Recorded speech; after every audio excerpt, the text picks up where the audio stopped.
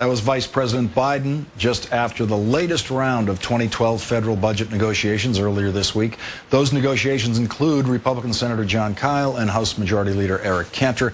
Two of the 275 members of Congress and the Senate who have signed Grover Norquist's pledge. That pledge binds those members of Congress to oppose any form of tax increase. It is no surprise, then, that House Majority Leader Eric Cantor emerged from the Biden negotiations and told reporters, this House will not support tax hikes. Former Senator Alan Simpson, the Republican co-chair of President Obama's Deficit Reduction Commission, described just how powerful Grover Norquist has become. If the American public remain or get to enthrall with Grover Norquist and the AARP, you haven't got a chance. We won't make at all.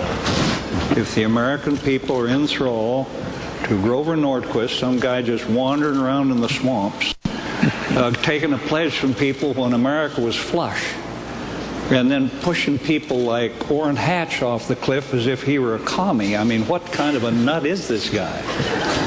But he's tough. Joining me now, Washington Post columnist and MSNBC political analyst and possibly commie, Ezra Klein. Thank you for joining me tonight, Ezra. Glad to be here. I guess we're all commies to Grover Norquist. This pledge of his that forbids any participation in any form of tax increase, which includes eliminating any tax loophole that would then increase the tax bill for any corporation or any individual, is now driving Republicans, old-fashioned Republicans like Alan Simpson, absolutely crazy. But Grover Norquist does seem to be holding the cards here, doesn't he?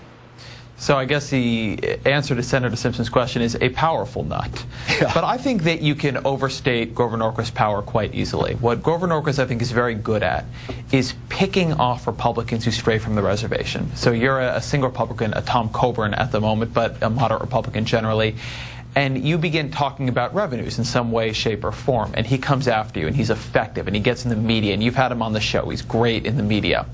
What he can't do is stop the Republican Party from doing something en masse. He can't primary everybody. So the question with Grover Norquist is not whether or not he can go on the attack against a singular Republican who tries to talk about taxes, but whether or not he can stop the Republican Party from doing something it wants to do as a collective. In the end, Grover Norquist is, as Senator Simpson said, just one man, and the Republican Party is a lot more than that. Let's listen to what David Brooks, Republican columnist at the New York Times, had to say about Grover Norquist and the pledge and how Republicans think about it. I had a number of Republicans come up to say, hey, I signed that pledge, but I'd love Coburn to win that fight. And as I understand it, Coburn has maybe have lost that fight. And so, you know, I think they're more locked into the no new taxes forever, no new tax revenue forever position more than they were a week or two ago.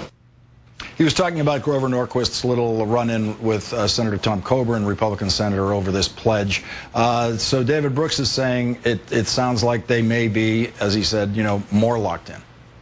So I was actually moderating that panel that Brooks and Simpson were on, and I asked David Brooks whether the anti-tax stance of the Republican Party right now was true belief, whether they really believed that you shouldn't under any circumstances raise taxes because that was sort of an article of faith, or whether it was a negotiating posture. And his answer I found very disappointing. He said he believed that at this point it was an authentic belief. Not that they wouldn't perhaps be flexible on it if you offered them the right deal, but that it was an authentic belief. And that's what's scarier. The scary thing is not that Grover Norquist has people scared, because if he simply has people scared, then all you need to do is unscare them. All you need to do is show them the political incentives point in a different direction.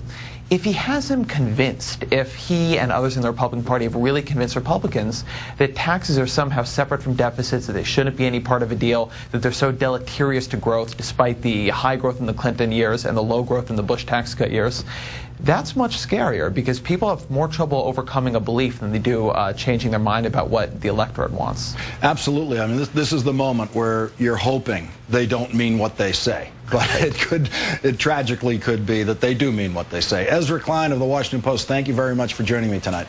Thank you.